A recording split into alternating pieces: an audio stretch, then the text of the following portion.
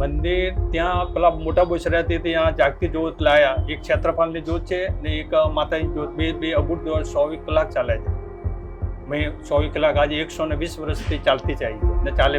તો બહુચરમાં નું આ જે મંદિર છે એક ચમત્કારિક મંદિર પણ છે. કદાચ આપને ખબર હોય કે ન ખબર હોય, but let me show you કે આજે એક નીચે હોલ દેખાય છે, તેની અંદર નીચેથી પાણી ઉપર આટલા લગભગ 5 ફૂટ તો હશે જ.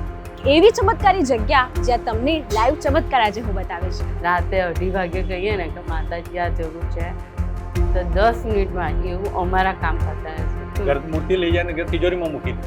પછી એમને 6 યુદ્ધ પતી ગયું તો પછી એમને સંસ્કાર બતાવ્યો ને રાતે ઊંઘમાં એકદમ જાગતા થઈને પછી પાછી મૂર્તિ આખા ચારો ભાઈ ભેગા થઈને મૂકવા.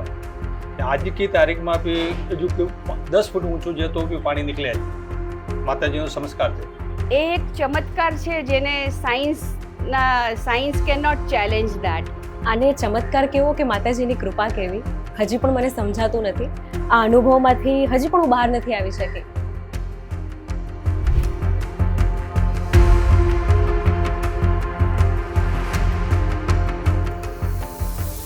તમે મારી આજુબાજુ જોઈ જ શકો છો, ફ્રૂટ્સની સુગંધ આવી રહી છે અને હું છું જૂના અમદાવાદમાં. પણ આ જગ્યાએ હું કેમ આવી છું એ તમને બતાવીશ વીટીવી વિસ્મયની આ નવી સિરીઝમાં. એક એવી ચમત્કારી જગ્યા જ્યાં તમને લાઈવ ચમત્કાર આજે હું બતાવીશ.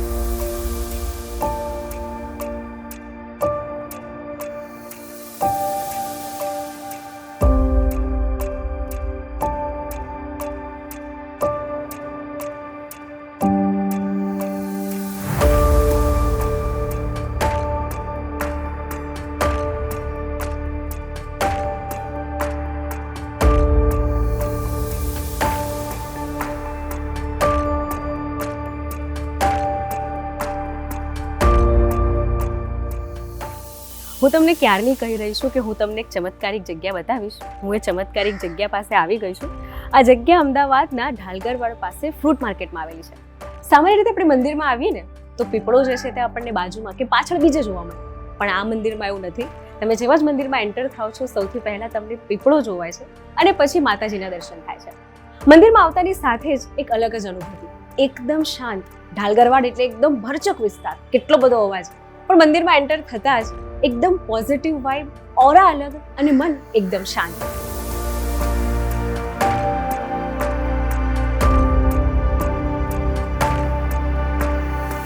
વાત કરવા મંદિરના લોકેશનની તો એલિસ બ્રિજથી રાયપુર તરફ જતા વચ્ચે એએમસીની ઓફિસ આવે અને ત્યાં જ તમે 200 મીટર અંદર જાઓ તો જમણી બાજુ તમને આ ચમત્કારિક મંદિર જોવા મળે.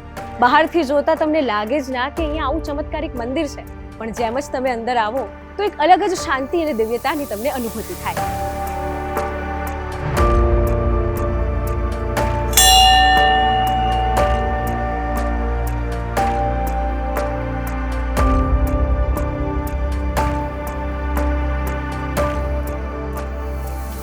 આમ તો બહુચરમાનું મૂળ મંદિર મહેસાણામાં, પણ જો તમે મહેસાણા દર્શન કરવા ના જઈ શકતા હો તો આ જગ્યાએ પણ માતાજીના એ જ સ્વરૂપના તમને દર્શન થાય છે. મંદિર બહુ જૂનું શૈલીનું છે, માતાજીના શ્લોક લખેલા છે, આ સાથે 9 સ્વરૂપ પણ છે અને મંદિરની અંદર માતાજીની મૂર્તિ સાથે ડાબી બાજુ ભૈરવ દાદા છે, ગણપતિ દાદાની મૂર્તિ છે, અંદર વલ્લભ ભટ્ટનો ફોટો છે કે જેમણે આનંદના ગરબાની રચના કરી, આ સાથે ચાંદીમાં શ્રીયંત્ર પણ છે. આ મંદિરનો ઇતિહાસ શું છે? આ મંદિર આજે 120 વર્ષથી નરોત્તમદાસ બાપાલાલની વાડીને એમને બનાવ્યું છે. એ પહેલાં મિલ માલિક હતા ભાઈ જેકોર, એમના સસરાએ બનાવ્યું, પછી અડધું કામ એમને પુત્રે કર્યું, પછી ત્રીજા એમને 2 ઓફ થઈ ગયા, પછી એમને બહુએ કર્યું ભાઈ જેકોર જેમ એ ત્રણે ભેગા થઈને આ મંદિરની ઉત્પત્તિ કરી. મકસૂદ સુદ પેલા વસંત પંચમીના દાડે એમની પ્રાણ પ્રતિષ્ઠા કરી મંદિર. બીજું એમને કોઈ સંતાન છે નથી, એમને વારસદારમાં એમના પેલા બેનના ભાઈ છે ને એમના ભાઈ ડેકોરના એમને વારસદારમાં એમને સેવામાં એ હાજર છે. અત્યારે એ લોકો મંદિરની સેવા કરે છે, બધું સંભાળ બધું એ કરે. માતાજીનું સ્વરૂપ જે છે એના વિશે જાણવું છે ને કેવી રીતે મંદિરની સ્થાપના થઈ, માતાજી કેવી રીતે અહીંયા આવ્યા? મંદિર ત્યાં પેલા મોટા બોસરાથી ત્યાં જાગતી જ્યોત લાયા, એક ક્ષેત્રફળની જ્યોત છે ને એક માતાની જ્યોત, બે અગુટ 24 કલાક ચાલે છે.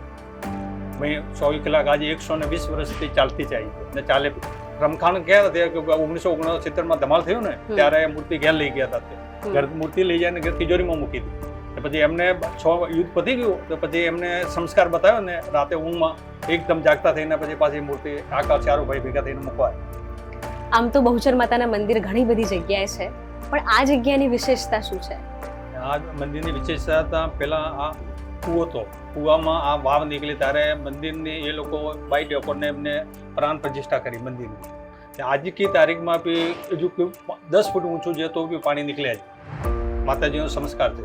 તમે જે ચમત્કારની વાત કરીએ તમે બતાવી શકો મને પણ ને મારા વ્યુઅર્સને પણ? અત્યારે બી તમે જો તો હું પાણી કાઢીને બતાવી દઉં.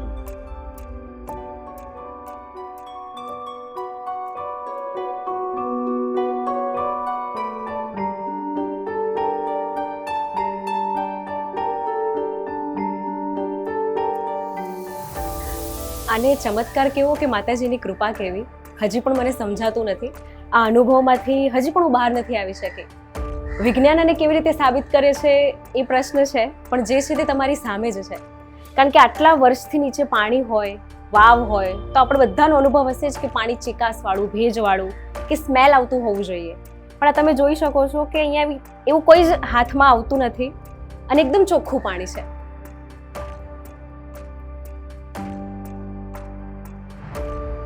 દાદા તમે કેટલા વર્ષથી મંદિરમાં આવો છો? હું તો 10-15 વર્ષથી આવું છું. મારી જોબ હતી ને એ જોબ નથી માણેક ચોકમાં, તો હું આવું છું દર્શન કરવા.